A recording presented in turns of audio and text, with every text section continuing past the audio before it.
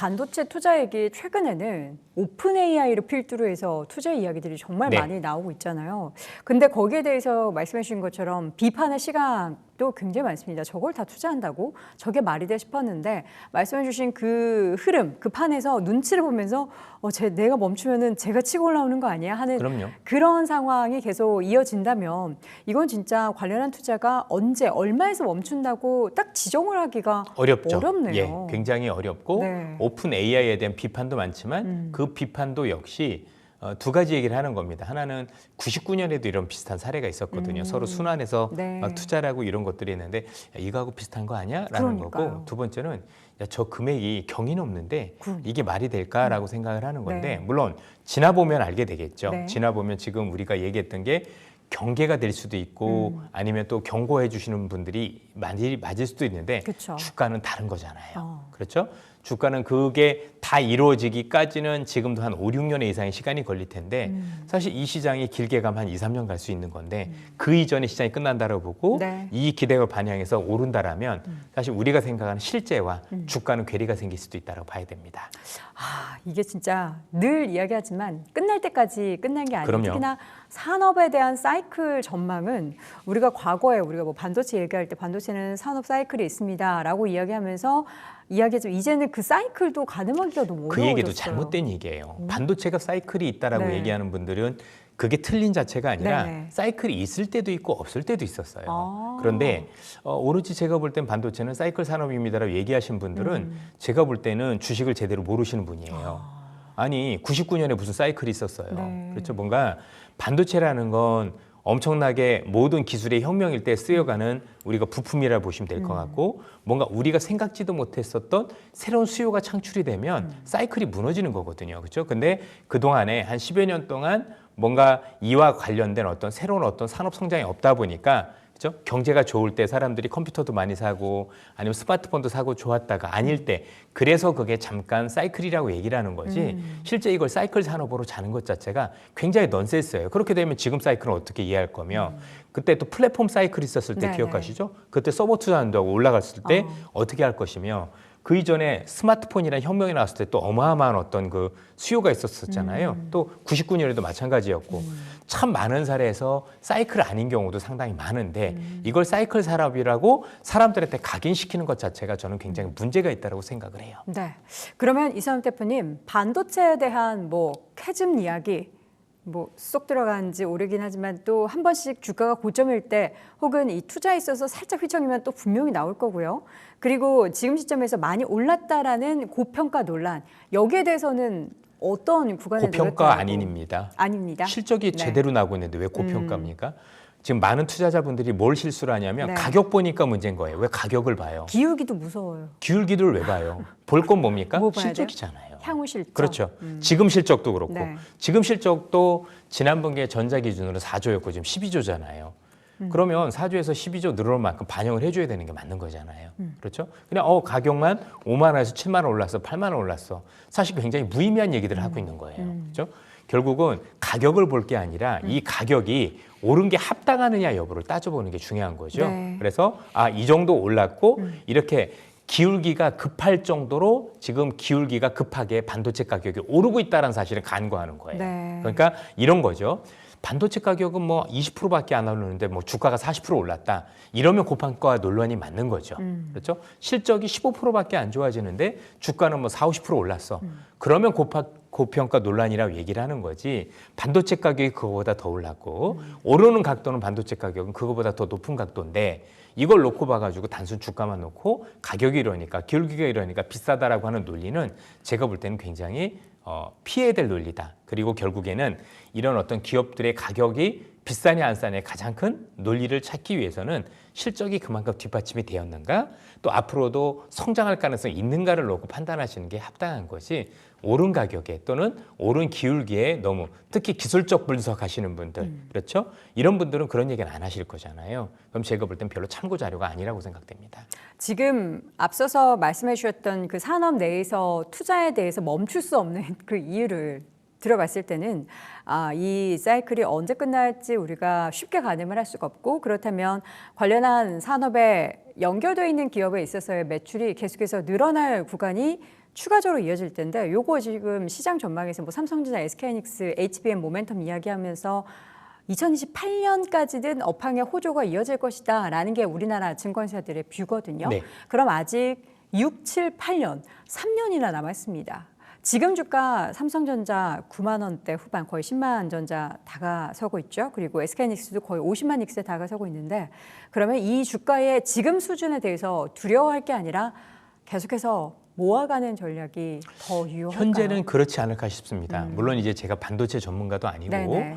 뭐 제가 이제 추천하는 개념은 아니지만 그렇죠. 제 개인적인 판단으로서는 그럴 가능성이 높다라고 생각을 네. 하고 있고 며칠 전에 이제 외국계 증권사 UBS 증권에서 한 일주일도 안 됐습니다. 보고서가 물론 그게 다 맞는 건 아닙니다만 네. 내년에 삼성전자 이익을 90조를 전망을 했고요. 하이닉스를 80조 전망을 했습니다. 네. 90조와 80조면 지금보다도 주가 상승폭이 훨씬 더 커질 수 있다라고 봐야 되는 건데 그렇죠. 지금 재미있는 건 뭐냐면 올 2분기 지나서 올 2분기에 전자가 한 4조 정도 영업이익이었는데 3분기에 12조 나왔잖아요. 아무도 전망을 못했어요. 이 얘기가 뭐냐면 지금 반도체를 전망하시는 거의 대부분의 반도체 애널리스트 분들이 네. 어떤 특징을 가지고 있냐면 너무나도 훌륭하신 분들인데 이전에 삼성전자에서 근무했거나 하이닉스에서 연구원으로 근무하셨던 분들이세요. 이분들은 뭘 하시는 분들이냐면 반도체 공정을 연구하시는 분들이에요. 그죠? 어떻게 하면 미세 공정을 만들까? 잘 만들까? 근데 지금은 이런 걸 했던 분들이 시장을 읽을 수 있는 시장이 아니에요. 네. 반도체에 대한 수요에 대한 부분들은 AI가 얼마나 확장이 되는지에 대한 이해니까 어떻게 보면 소프트웨어 개념이거든요. 그러다 보니까 조금 다른 영역이다라고 보시면 되는 거고 지금 반도체 쪽은 우리가 생각했던 것 이상으로 반도체 수요를 부르고 있다. 왜냐하면 최근에 어디부터 이게 시작된 거냐면 아마 기억하시겠지만 불과 얼마 전에 야 이게 HBM 이거 추론이라는 거 엄청나게 하다 보니까 또 이 추론 과정 속에서 사진이나 동영상을 학습하다 보고 추론하다 보니까 기존에 있던 서버가 좀 감당이 안 되는데라고 해서 아마 아시겠지만 HDD라고 불리는 하드디스크 드라이브 또는 낸드 플래시 가격이 먼저 오르기 시작했었을 거예요.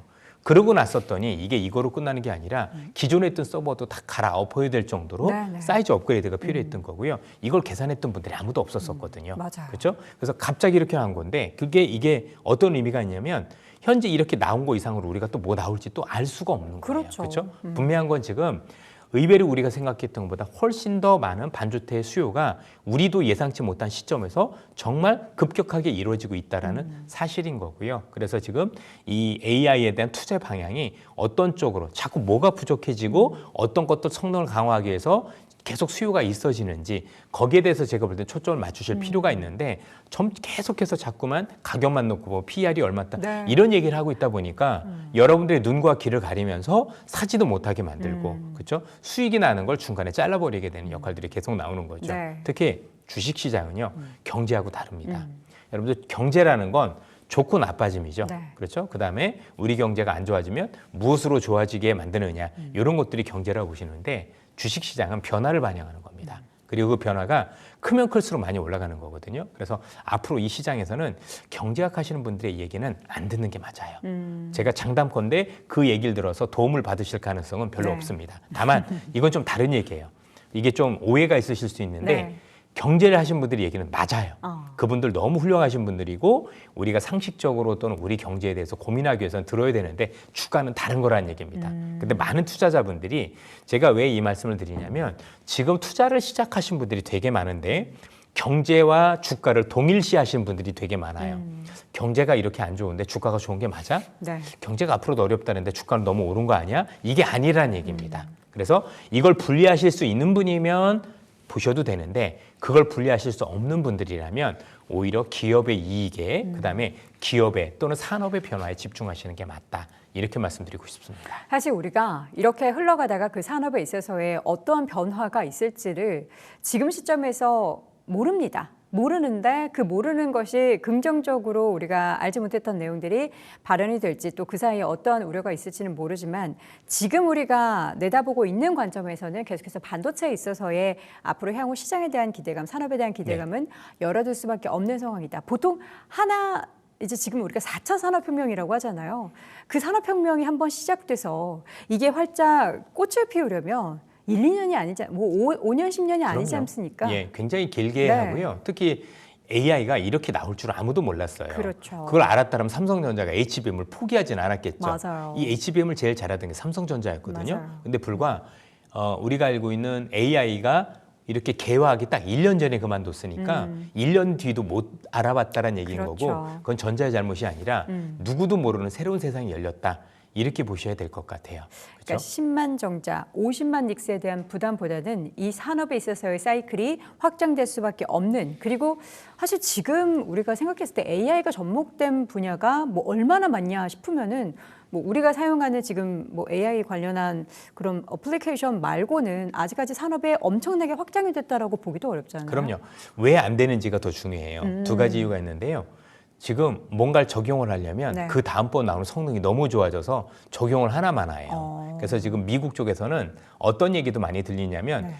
이번에 AI들 때문에 스타트업들이 전부 다 고사하고 있다. 예를 들어서 GPT 버전이 새로 나왔어요. 이걸 가지고 내가 비즈니스 모델을 만들어요. 꽤 유용해요. 그런데 그 다음 한 두서너 달 뒤에 나오는 GPT 새로운 버전이 네. 내 비즈니스 모델보다 훨씬 더 좋은 어떤 것들을 또 가지고 나오는 거예요. 그래서 지금 AI와 관련된 여러 비즈니스 모델들이 지금 없는 건 아니지만 네, 네. 이게 날이 가면 갈수록 와 기존의 건 뭐 굳이 안 써도 될 정도로 획기적으로 개선되고 그 개선되는 속도가 몇 년이 아니라 거의 두세 달 한 분기 정도 이렇게 시차가 있다 보니까 지금 그 어떤 스타트업도 내가 이걸 가지고 뭘 하기가 쉽지 않은 그런 상황이 있다라고 보시면 될 것 같습니다. 그러면 대표님, 반도체에 지금 편중된 주도주로서의 시장의 리더 역할은 앞으로도 계속 될까요? 지금 꽤 아니죠. 많이 편중이 돼 있는데.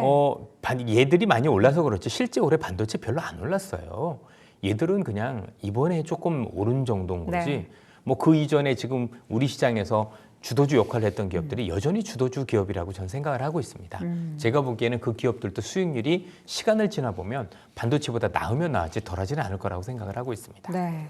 반도체 편중이 만약에 그렇다면 지속되는 게 아니라 다른 업종까지 같이 움직인다면 최근에 시장에서는 뭐 반도체 그 관련한 종목군들, 그러니까 전력기기나 원전을 빼고는 조선은 여전히 살아있고 방산도 뭐 주춤주춤 네. 휴전 얘기 들릴 때마다 조정을 보이긴 하지만 방산도 살아있는 것 같고 최근에 코스닥에서 바이오 조금 살아나고 있고 네. 한데 어떤 섹터가 주도주로서 지금은 대부분이 다 주도주예요. 그러면 지금 투자자분들이 왜 수익이 안 나냐면 네. 왔다 갔다 해서 그래요. 이거 샀다, 그렇죠. 저거 샀다. 예, 결국엔 이 시장에서는 여러분들이 하나는 결정을 하셔야 돼요.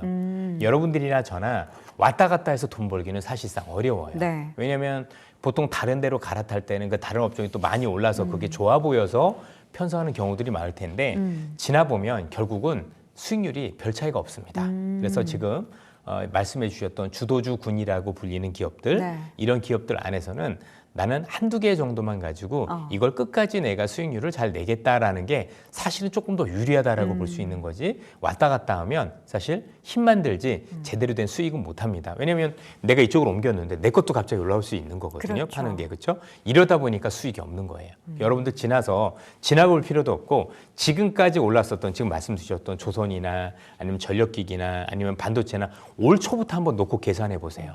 결국엔 아무거나 들고 있었어도 사실 수익률이 대단했어요. 그렇죠. 그런데 우리는 그 수익률을 거두지 못한 이유가 뭘까요?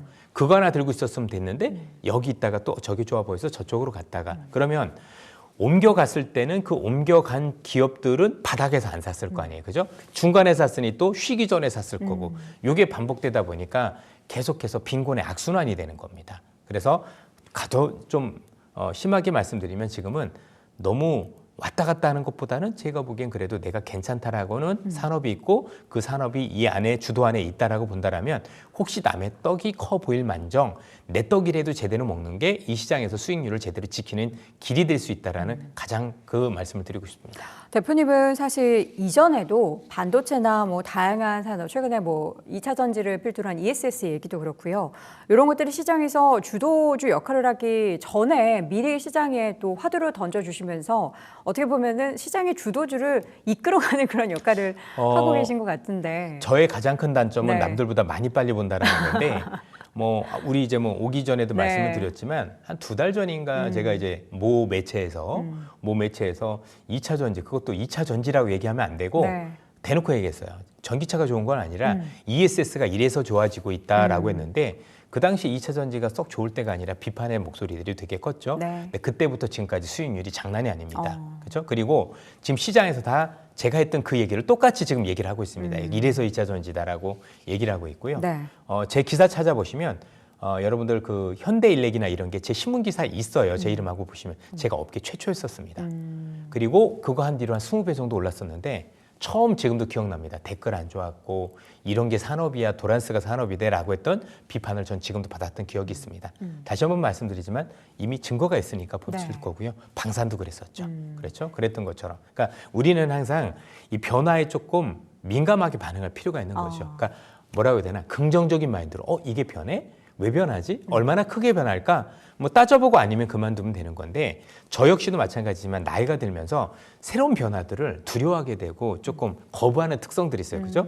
야, 기존에 있었는데 저게 된다고? 네. 이런 마음을 갖다 보니까 많은 투자자분들께서는 결국 상승 초기에 편승하지 못하고 정말 많이 변한 다음에 정말 변했구나. 그때 편승을 하니까 네. 사실은 우리가 수익이 안 나는 거다. 결국 주식이라는 건 싸게 사서 비싸게 팔아야 되잖아요. 근데 결국 쌀 때는 제가 대단해서 아는 건 아니에요. 저도 제가 무슨 뭐 대단한 사람이라고 무슨 인사이트가 있어서 남들이 변하지 않을 걸 아는 건 아니고요. 네. 제일 먼저 변했을 때 눈치가 빠른 거예요. 변했네. 근데 이게 이렇게 큰 거구나. 그걸 아는 거지. 제가 뭐 대단해서 변하지도 못할 걸 미리 알아서 그런 건 아니고요. 네. 그래서 저 친구가 다른 능력은 없는데 대단히 눈치가 빠르니 그 빠른 눈치를 여러분들도 저를 통해서 활용해 보시는 게 어떨까 그렇게 말씀드리고 싶습니다. 그 빠른 눈치에서 약 2개월여 전에 ESS 얘기하시면서 2차 전지에 대한 관심 말씀하셨는데 주가가 단기적으로 꽤 올랐어요. 그러면서 지난주에는 갑자기 레버리지 수익률이 뭐 두 자릿수를 육박하고 하는 모습들이 보였는데 항상 이제 ESS 하면은 물론 앞으로 미국 쪽에서도 그렇고 반드시 필요한 부분이긴 한데 이게 전기차에 대한 파일을 어느 정도로 상쇄할 수 있는가에 대해서는 지금 아직까지는 그 정도는 아닌 것 그렇죠. 같아요. 왜냐하면 이제 워낙 전기차 시장이 크고 ESS 시장이 크다고 하더라도 그 정도를 상쇄할 정도는 네네. 아닌 것 같아요. 다만 어쨌든 우리가 전기차에 대한 부정적인 것들은 대부분 반영이 됐다라고 보기 때문에 주가에? 사실은 우선 나쁘지 않은 것 같고요. 네네. 그리고 또 하나는 새로운 사용차가 생긴 건데 조금 더 길게 보면 이런 것도 있는 거잖아요. 결국 우리가 알고 있는 2차 전지를 이것만 쓸 거냐. 로봇이라는 것도 2차 전지를 쓸 것이고. 그렇죠? 특히 지금 되게 커진 가장 큰 원인은 데이터 센터하고도 연관이 있는데요. 여러분들 지금 최근에 지금 말씀 주셨던 오라클, 오픈 AI가 이번에 스타게이트라고 해서 엄청난 데이터 센터를 뭐 몇 경단위로 해가지고 지금 시작을 했잖아요. 네. 그런데 달라진 게 하나가 있습니다. 뭐냐면 지금 이전에 있었던 데이터 센터, 흔히 얘기하는 서버는요, 어디다 주로 구축을 하냐면 이 서버가 전기를 워낙 많이 먹고 열이 많이 나기 때문에 시원한 지역에 되게 많았어요. 예를 들면 북극에 있다던가 아니면 우리나라도 네이버 그 서버가 어디에 있냐면 강원도? 춘천, 그죠? 춘천에 있는 게 네. 서늘해서 그런 거거든요. 그런데 이번에 있는 스타게이트는 특이하게 텍사스로 가요. 텍사스는 더울 것 같은데. 예, 텍사스로 근데 왜 가지? 이게 핵심이에요. 자, 이 어마어마하게 많은 데이터 센터를 지으면 어마어마하게 많은 전기가 필요하잖아요. 그런데 지금 우리가 기대하고 있는 LNG나 원전 다 좋은데 시기적으로 당장 안 되죠. 맞아요. 그래서 태양광 있는 지역으로 가는 거예요.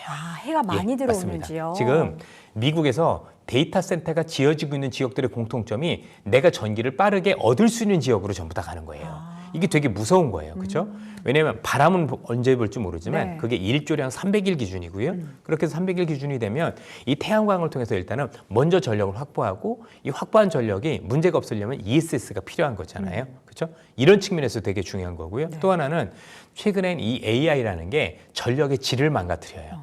전력은 기본적으로 주파수가 있는데 주파수가 우리가 쓰는 이 노트북이라든가 우리 핸드폰 이런 건 주파수가 아주 일정하게 오거든요. 그런데 이 AI라는 건 내가 이 AI에 대해서 엄청나게 큰 질문을 하면 주파수가 갑자기 위로 확 뛰었다가 또 아니면 별거 아닌 질문을 했다가 확 떨어졌다가 그래요. 근데 이 전기는요, 이 주파수를 위로 벗어나도 정전이에요. 밑으로 벗어나도 정전이고. 근데 이 정전이 안 되게 만드는 유일한 수단이 ESS라는 거예요.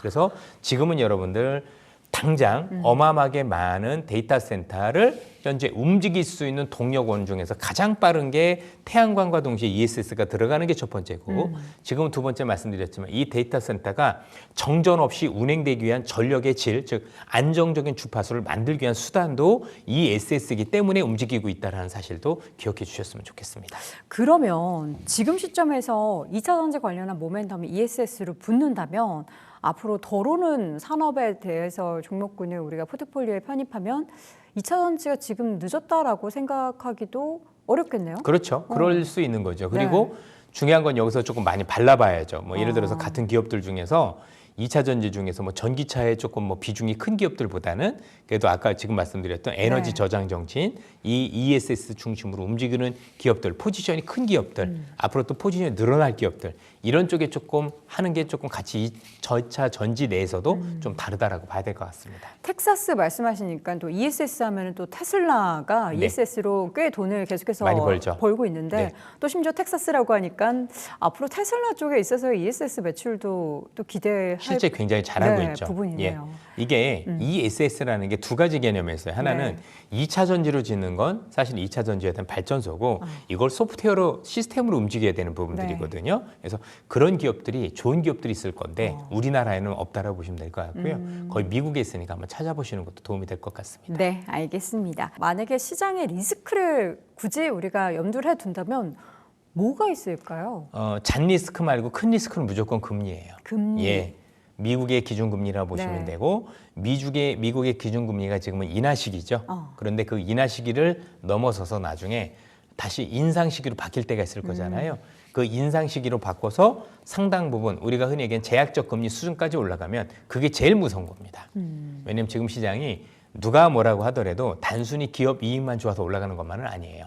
아무래도 시장에 너무나도 많은 돈이 풀린 것도 영향인데 그 돈을 조이는 게 제일 무섭다 이렇게 보시면 되고요.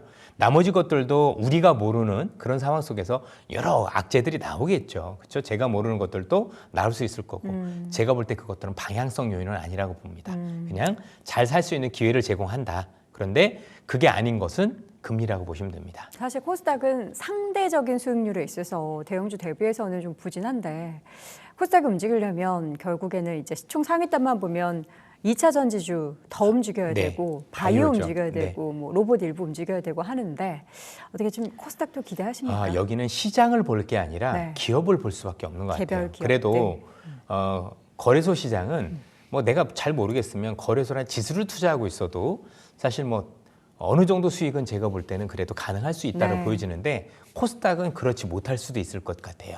기업별로는 제가 볼 땐 정말 꽤 괜찮은 기업들이 많지만 우리 코스닥 시장이 너무나도 많은 신뢰를 잃은 것들도 있지 않습니까? 그리고 지금 시장은 누가 뭐라고 해도 사실 대형주 시장이에요. 왜냐하면 미국의 저 큰 변화를 소형주가 담당하기는 어려워요. 그렇죠? 그래서 시장의 색깔은 작은 것보다는 큰 게 유리하다. 다만 작은 것들 중에서도 코스닥 중에서도 유망한 기업들이 여전히 있을 거니 그런 기업들 중심으로 살펴보되 무게 중심은 조금 더 큰 게 두시는 게 어떨까 이렇게 조언드리고 싶습니다. 대형주 위주로 오히려 조금 더 안정적인 실적을 보고 산업의 패러다임을 보고 투자하는 게 지금 시점에서는 맞는 것 같습니다. 이번에도 그랬어요. 예를 들어서 반도체 좋아진다니까 소부장부터 찾았잖아요. 그렇죠. 그 버릇이 사실 지금 그렇게 썩 제가 볼 때는 바람직한 시장은 아닐 수도 있을 것 같아요. 오히려 하이닉스 하나 수익률을 못 따라가고 있을 거예요, 대부분. 그런 것처럼 지금은 작은 게 나쁘다가 아니라 조금 큰 게 더 유리할 수 있는 시장이지 않을까 이렇게 보는 겁니다. 네.